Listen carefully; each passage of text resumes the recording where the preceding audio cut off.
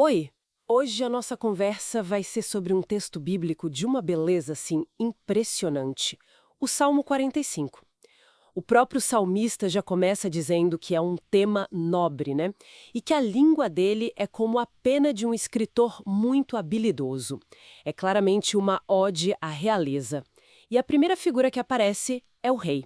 Ele é chamado de o mais excelente dos homens, e os lábios dele são ungidos com graça. Isso parece indicar uma bênção divina bem especial, né? Exatamente. Uma bênção contínua, mas essa descrição vai além da aparência ou da palavra. Ele também é apresentado como um guerreiro poderoso. Assim, tem aquela parte que fala para ele cingir a espada, se vestir de esplendor e majestade. Isso. E essa força toda, ela tem um objetivo muito claro, né? Ele deve cavalgar vitoriosamente em nome da verdade, da humildade e da justiça.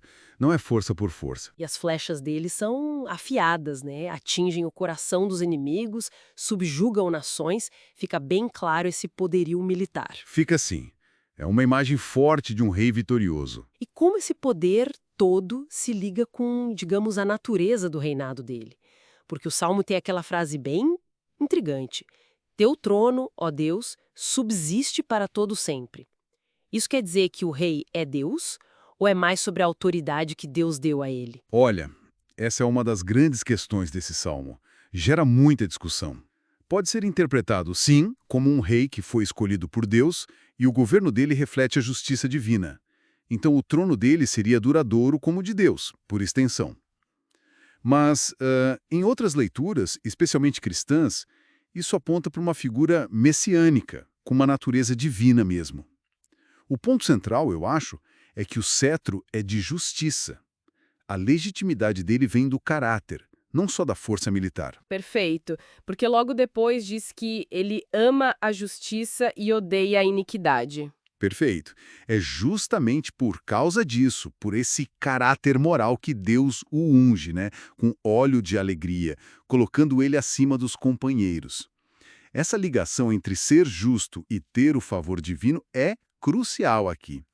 E não dá para ignorar a riqueza sensorial que o Salmo usa para descrever essa realeza toda. Fala de roupas perfumadas com mirra, aloés e cássia, que eram perfumes caríssimos, né? Símbolo de status. Verdade. E música de cordas, palácios de marfim, tudo isso cria uma imagem de muita opulência, né? Uma corte muito rica e, pelo visto, abençoada. Sem dúvida. Constrói um cenário grandioso. E aí, a cena muda um pouco, né? Entra a figura feminina.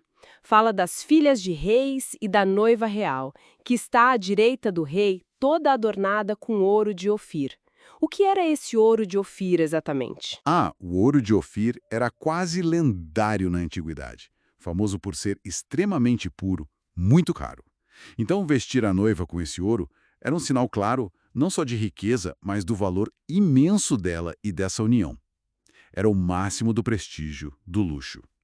Entendi. E tem uma instrução bem direta para ela, né? Esqueça o seu povo e a casa de seu pai. Parece um pouco drástico, não? Pode soar assim para nós hoje, mas veja bem, no contexto dos casamentos reais daquela época, isso era fundamental. Significava que ela estava se integrando totalmente à nova família, ao novo reino. A lealdade principal dela agora era com o rei, o senhor dela. E o texto diz que ele está fascinado pela beleza dela. É tipo assim, um movimento político para consolidar a aliança, mas também tem um lado pessoal. E a menção de presentes de Tiro, o favor dos ricos, tudo isso reforça a importância geopolítica desse casamento. Uhum. É uma união com muitas camadas. E a descrição dela continua com muito esplendor, né? Continua assim. A glória dela é ressaltada dentro dos seus aposentos, as roupas entretecidas com ouro. A procissão dela até o rei é descrita de forma bem viva. Ela vai em vestes bordadas, com as damas de companhia, as virgens seguindo, e a atmosfera é de alegria e regozijo quando entram no palácio. É de fato a celebração de um momento chave para o reino, sabe? Uma festa que simboliza continuidade e esperança. Falando em continuidade, o Salmo termina justamente projetando o futuro, né? O legado dessa união. Exato. Tem a promessa clara de descendência. Seus filhos tomarão o lugar de seus pais. Você os fará príncipes por toda a terra. A preocupação com a linhagem, com a dinastia continuar é central ali. E o próprio salmista se coloca nesse processo, né? Ele diz que vai perpetuar a tua memória por todas as gerações, para que no fim as nações te louvarão para todo sempre. A memória é algo que se constrói ativamente. Isso. Então, resumindo o que a gente viu, o Salmo exalta um rei idealizado, ele é belo, é poderoso, mas acima de tudo é justo.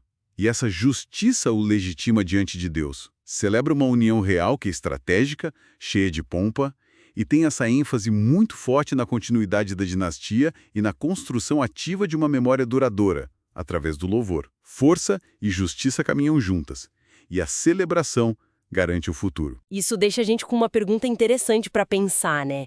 O Salmo liga de forma tão forte a memória eterna, o louvor, as qualidades e aos feitos do rei, especialmente a justiça dele.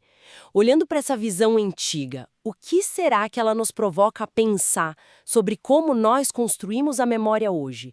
E o que a gente valoriza como algo digno de ser lembrado nos nossos líderes, nas nossas figuras públicas atuais?